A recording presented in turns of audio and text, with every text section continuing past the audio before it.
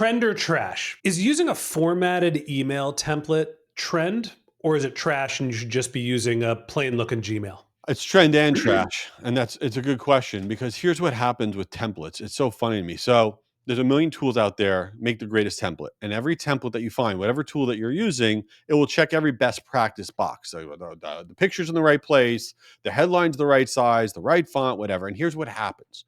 In your organization, you switch to a new template. Oh, we got a new template. Great. And then you hit send. And guess what? It does great. And it does great for the first few sends. And you're like, high five, our template is amazing. The only reason it's working is because it looks different than what you were sending. It's not because you have the holy grail of templates. That's not what happened. You did something different. You shook it up a little bit. And then the confirmation bias sets in. You're like, okay, great, our template's perfect. And 6 months later, your performance is in the garbage because you're using the same template.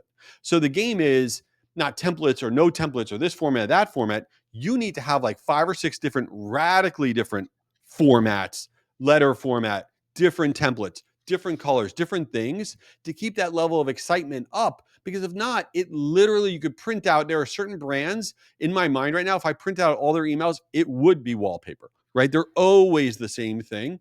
So it's not templates or not templates, it's you got to keep mixing it up.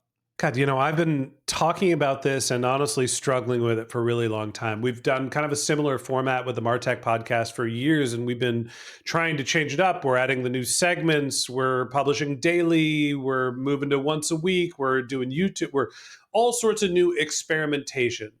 And it's funny that every time we try something new, it seems to work for a little while. And then all of a sudden, when we rely on it and say, okay, this is now the new way we're doing it, eventually it goes away. So It seems like the lesson here is you need to constantly be changing and evolving, and that provides freshness, which is what actually creates the results. It's not that your template's any good or any different than before.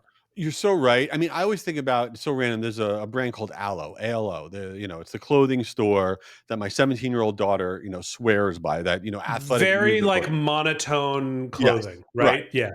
But what they do is every month or two, they do a color drop.